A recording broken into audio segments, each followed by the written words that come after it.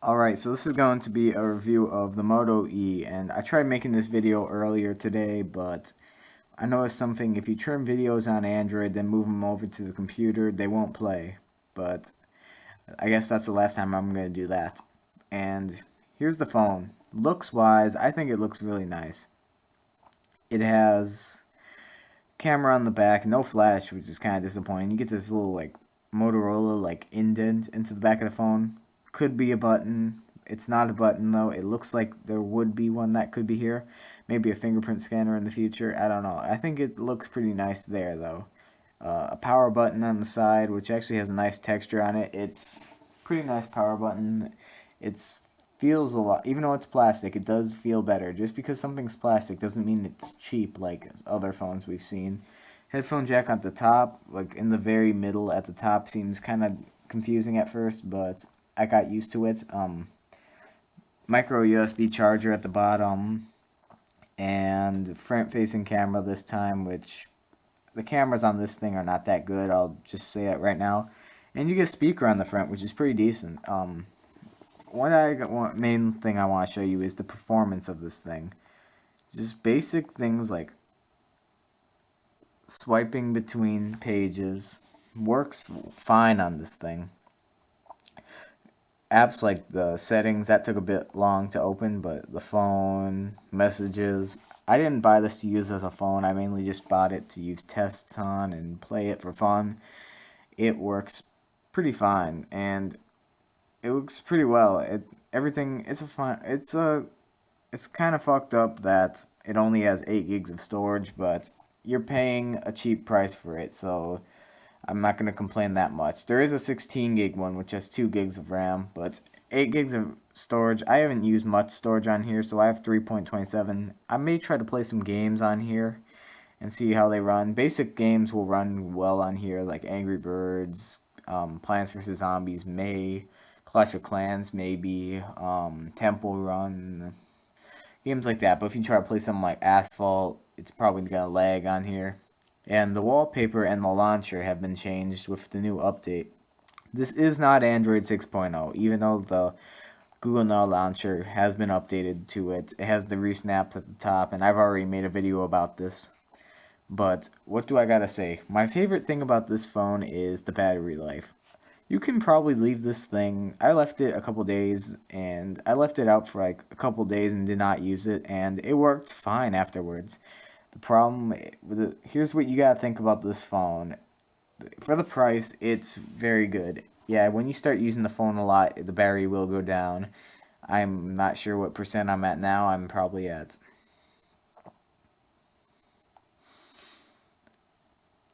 80%, so it's pretty good so far. Time on has been an hour and 24 minutes and 11 seconds. Yeah, you can refresh it, I guess, but from how it's worked so far, this phone has done everything I need it to. If I go into YouTube and click on a video, as you can see, 74 videos and 16 subscribers. Hey, thank you for that. Thanks for watching my videos and subscribing. But if I try to click on a video like this one. Alright, so this is going to be a video about LG's new phone, which is the LG V10. Ever since LG's been talking about having a phone above... Alright, so there you go. Basically having a... what's it called? A different or a good speaker like that is a good thing. The speaker on here is pretty loud. You can change the volume settings from here, and the vibrate in here is actually really loud. I bet if I leave it on a table for a second, yeah, the whole table wouldn't move, but typing on here works well too. It's the Google experience, as you all know. Pressing the buttons vibrates, as we all know at this point, but the vibration in here is actually very loud compared to other phones I've used. Basic things on this phone work well. Going on the internet, apps will take longer to load than others, but if you try to read something, like I was trying to fix that MP4 thing, but I decided I'll just re-record it and make it better than it already was. But here we go. See, reading text on here, you may not be able to tell from a screen, but it looks very fine on here. It's decent. You're not gonna notice much wrong with it. And the screen, I believe, is 720p. I'm not sure, but the pictures it takes are bad. I'll just say that. The screen on here is great. The speakers, battery life, they're all great. And considering the price of this phone, there's not much better than this for the price. Yes, if you go up, you got phones like the OnePlus One or the OnePlus Two at this point now, and the Moto G, and even higher than that, you got trying to think, the Moto X Pure for 450, I believe it is, and new Nexus phones. But this, if you get it on prepaid phones, like a prepaid carrier, you're gonna pay for anywhere from 60 to 100 for this. So it's better than some of the other phones I've seen out now. And the biggest problem with this phone is the camera. If you're buying this for a kid, they're going to be disappointed that they don't have a flash. And I was too, because if I was going to use this for like a flashlight or maybe just something to have on the desk to play music or something, I would like a flashlight just to go at night, just to look up, look out, and see something. But the camera on here is, here's the app. You tap to take a picture and hold down to focus. I would rather just have it be the other way. Yeah, you can change all the settings in here. I just don't like this camera app at all. I would rather have a button to take video and picture and another button for settings, kind of like the Samsung camera. And yes, you can swipe in to see all your pictures and videos. There they all are. Yeah, as you can tell, I don't care about taking pictures on this thing. And there. The only lag I ever seen with this phone is occasionally you'll get drop frames if you click on a game or something, and occasionally things will take longer to open than other apps. Games will take longer to open on here. Social media will open about the same. Basically, apps like messages, that was pretty fast there. Chrome opens fast. You're gonna have to close out of these eventually.